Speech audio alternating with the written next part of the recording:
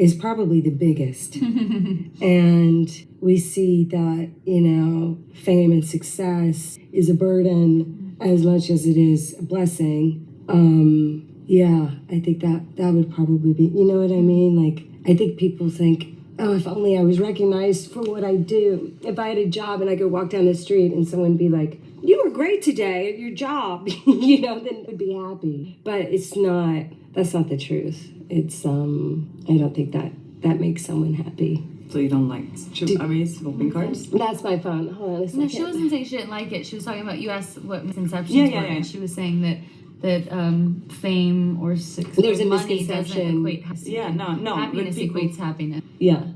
Okay, thank you guys. Take care. The polished veneer of Hollywood often hides more than just the occasional scandal. Behind the radiant smiles, glittering gowns, and choreographed red carpet appearances lies a reality few dare to acknowledge. One where reputation is currency, truth is negotiable, and the war for narrative control is ruthless. This is not a tale of petty celebrity drama. It is a deep unraveling of calculated misinformation, power plays, and desperate PR maneuvers designed to shield the elite from consequences. At the center of this unfolding storm is a name synonymous with elegance, Blake Lively. But this time, the headlines are not about her latest film or stunning ensemble. They're about a lawsuit. A lawsuit that, according to mounting allegations, was never intended to seek justice, but rather to launder information, distort facts, and rewrite a damning truth. Alongside her stands Ryan Reynolds, and orchestrating the chaos behind the curtain is Leslie Sloane, a seasoned publicist known for playing dirty when her clients are on the ropes. This is Sophia, and welcome to my channel, Smart Spill. It all started with a protective order. Stephanie Jones, entangled in the dispute, refused to provide a key subpoena. Wayfair, the company at the heart of the legal battle, had attempted to invoke the crime fraud exception, a rarely successful legal tactic, in hopes of piercing attorney-client privilege. The court, unsurprisingly, denied it. Without the subpoena, Wayfair was left relying on out-of-court statements made by attorneys representing Stephanie, Blake, and Ryan. Statements that couldn't stand on their own in court. So why is all of this significant? Because the deeper you dig into this case, the more sinister it becomes. Wayfair's complaint alleges that Leslie Sloane wasn't merely defending her client, she was actively sowing a narrative that portrayed Bellon, an industry insider, as a sexual predator. A narrative reinforced by Lively's own husband in private conversations. Sloane, they claim, didn't stop at words. She seized private messages from Abel's phone, communications obtained under questionable circumstances, stripped of context, and weaponized to shift blame away from Lively. The goal? To reframe Lively as the victim of a smear campaign, rather than a public figure facing backlash for her own actions.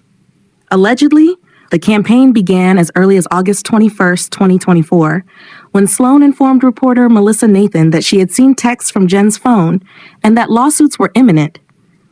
This wasn't a defensive maneuver. It was the foundation of an offensive PR strategy. Leslie Sloane allegedly had no legal right to these messages. Stephanie Jones had been repping Wayfair at the time. There was no lawful justification for Blake's team to possess those records. And yet, not only did they access them, but they funneled the contents directly to the New York Times. This is the central charge. Not a vague whisper of wrongdoing, but the unauthorized extraction and strategic dissemination of private communications. It's the linchpin of Wayfair's case, and Leslie knows it. When her tactics were exposed through the unearthing of a sham lawsuit, Leslie attempted a bold counterattack. She accused Melissa Nathan, reporter James, and others of wiretapping, claiming she was recorded on a call without consent. A call she later admitted she couldn't recall participating in. It was an accusation meant to intimidate, to confuse, and most of all, to deflect. But James didn't take the bait. He documented his side. In his messages, he revealed how Leslie had fed him false narratives about Justin Baldoni being abusive, chauvinistic, and despised by the cast. These stories were carefully constructed to reassign blame. Multiple sources confirmed that the articles Leslie planted in outlets like the Daily Mail had nothing to do with sexual misconduct. Instead, they focused on character assassination, painting Baldoni as volatile, unprofessional, and universally disliked on set. The most alarming aspect of Leslie's approach was how seamlessly she pivoted. After initially pushing stories that the entire cast loathed Baldoni, she later alleged that Blake had been sexually harassed by him. A claim not raised at the time of the supposed incidents, not even mentioned in the stories fed to the media, but suddenly present in legal filings. James, who had been fed the original narrative, challenged the inconsistency. Why, he asked, had Leslie never mentioned sexual harassment in August, only to bring it up months later in December? This discrepancy struck at the heart of Leslie's credibility. She claimed to be protecting her client, but all signs pointed to manipulation, both of the media and of the legal system. And when she couldn't justify her actions, she attacked the messenger. She painted James as biased, aligned with Wayfair. She inflated the significance of his documents, suggesting he possessed a treasure trove of damning recordings, when in reality, his contribution was minimal, text messages already submitted to the court. Leslie's aim wasn't justice, it was survival. Her client was in trouble and she knew it. Blake's public image was unraveling, and Leslie had only one strategy: control the narrative, even if it meant distorting reality. According to a PR insider close to the situation, Leslie lied repeatedly. She claimed Baldoni was abusive, that the cast hated him, that Blake was blameless. All of it, they allege, was orchestrated to shift the blame away from Lively, whose callous comments had sparked widespread backlash. This insider paints a chilling picture of a publicist who has built a career on deception. In the early 2000s, Leslie represented Lindsay Lohan, consistently misleading the media about Lindsay's behavior, fabricating illnesses, accusing Paris Hilton of phone hacking, spinning every misstep into a sympathetic narrative. She was also Britney Spears' publicist, later fired after leaking false information. And more troubling still, she once worked for Harvey Weinstein. She now denies it, but archived articles confirm she was not only his representative, but also financially backed by him when launching her own firm. This is the woman shaping Blake Lively's defense, a strategist known for threatening journalists, fabricating assaults, and attacking anyone who dares question her version of events. When Leslie claims that the cast hated Justin, she's echoing tactics she's used for decades: create villains, shift focus, and rewrite history. What remains indisputable is that Leslie Sloane had access to confidential records she never should have seen. She used those records to build a case, to paint a picture, and to manipulate the media. And when those tactics were exposed, she tried to flip the script, accusing others of the very crimes she appeared to orchestrate. The defamation campaign against Baldoni was not an accident. It was a carefully executed plan.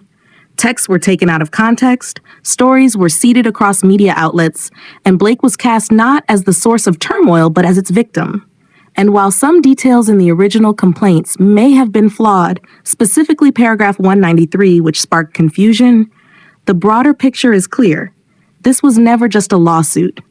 It was a narrative war, delving deeper into the legal complexities, PR manipulations, and historical patterns that define the unfolding scandal. But Leslie's game didn't end with media manipulation. It evolved, twisting through legal filings, public statements, and whisper campaigns that all seemed to serve a single purpose: discredit anyone standing in her way.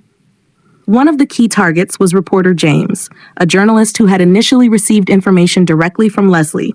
He had been, whether knowingly or not, her megaphone. And once the narrative shifted unfavorably, she turned on him. James's role, though small in the scope of discovery, became exaggerated in Leslie's filings. She implied he had critical recordings, damning evidence, private correspondences, when in fact, he had nothing more than a handful of text exchanges and a screen recording of a conversation that contradicted her later claims. He openly stated in his legal response that he had no recordings, no video, no voice memos, nothing Leslie accused him of possessing. Yet she insisted on dragging him into the legal arena, using him as a pawn in her attempt to rewrite the story. What's striking is the desperation that began to seep through Leslie's tactics. When her attempts to paint Melissa Nathan as a conspirator failed, she doubled down on portraying Stephanie Jones as a traitor. She alleged that Stephanie had shared private texts, information protected by confidentiality agreements, and that these texts were then weaponized by Wayfair to frame Lively. But those in the know tell a different story. That Stephanie, Blake, and Leslie had orchestrated this access to the messages all along. That it was their strategy from the outset, and that the smear campaign they claimed to be victims of was nothing more than a PR fantasy spun to distract from their own misconduct. The backbone of the entire legal case rests on the dissemination of these private texts, messages pulled from Jen Abel's phone, handed to a third party with no legal right to possess them. These messages were then allegedly cherry-picked, removed from context, and shared with the New York Times to sway public perception. And the very existence of these records in the hands of Blake Lively's team, before any legal justification had been established, before a single subpoena had been validated, raises profound questions about privacy violations and abuse of process. Even more disturbing is the way Leslie tried to leverage that illegal access. According to insiders, she used the texts to manipulate journalists, calling reporters, threatening them, telling them who was lying, and dictating the narrative. Melissa Nathan, in particular, was subjected to this pressure. Leslie told her that reporting anything negative about Blake or challenging the chosen story would not look good for her. In that moment, journalism collided with intimidation, and the scale of Leslie's manipulation became undeniably clear. What happened next was a firestorm of contradiction.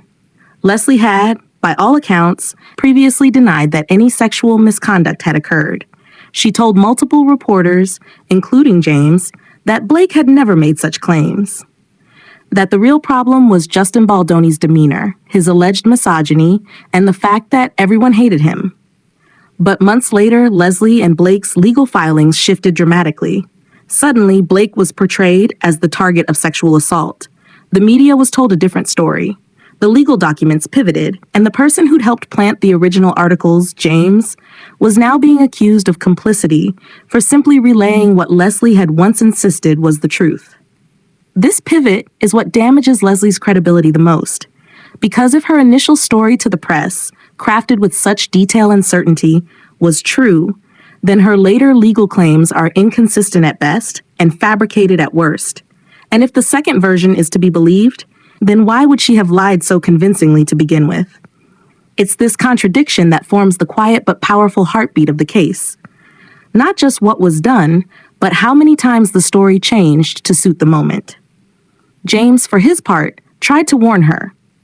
In texts referenced in the complaint, he reportedly told Leslie that her narrative was falling apart, that there was no evidence of a coordinated smear campaign, that the backlash against Blake was self-inflicted. He wasn't ignored. He was actively resisted. Leslie didn't want the truth. She wanted confirmation. She wanted her version validated, no matter how much evidence stacked against it. According to industry insiders, this is Leslie's playbook. Decades of reputation management through obfuscation, deflection, and intimidation. Her history, long buried under red carpet photos and polite press quotes, tells a very different story. She was Britney Spears' publicist until Britney fired her for leaking false information. She worked with Lindsay Lohan through the height of her personal chaos, spinning stories about fake illnesses and even falsely accusing Paris Hilton of hacking Lindsay's phone. In one incident, she was alleged to have physically confronted a reporter for simply asking about rehab. Her connections run deep, and so do her efforts to rewrite her own narrative. Today, she denies ever working with Harvey Weinstein, but court documents and archived press releases show otherwise. Weinstein wasn't just her client, he funded her firm after her acrimonious departure from BWR. She gave quotes on his behalf, managed his reputation, and helped him navigate the growing firestorm of allegations before his eventual downfall. Her fingerprints are on some of Hollywood's most sordid cover-ups, and now she stands accused of orchestrating another one. This time, however, the stakes feel different. The digital trail is long, the text messages are preserved, the lawsuits are mounting, and for once, the power of coordinated PR might not be enough to rewrite what's already been written. Ultimately, Leslie Sloane isn't just facing a lawsuit. She's facing a reckoning built on years of whispered stories, half-truths, and public relations sleight of hand. Her attempt to use false narratives to rehabilitate a client's image has now exposed her entire career to scrutiny. Whether she escapes unscathed remains to be seen. But the game she's played for decades, manipulating media, threatening reporters, flipping scripts, is no longer invisible. And the more we learn, the more it becomes clear. This was never about protecting Blake Lively. It was always about preserving Leslie's legacy. And perhaps, just this once, the truth might have the last word.